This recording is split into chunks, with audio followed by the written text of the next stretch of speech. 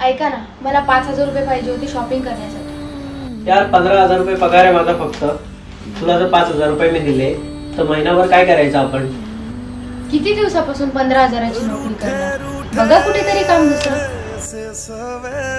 गरिबीमध्ये जर ठेवायचं होतं तर लग्न का केलं? तुला एक विचारू का? बोला काय? तुझ्या बाबांची सॅलरी किती आहे? असेल काहीतरी 10-12 हजार. तुम्हाला काय याच्याशी? काय नाही, मी फक्त हेच बघत होतो की एक मुलगी आपल्या बाबांची गरिबी तर सहन करू शकते पण आपल्या नवऱ्याची कधीच नाही. जो लगता है दूर के माना दिल दा ही मेरा है कसूर, ऐसे कोई भी ना हो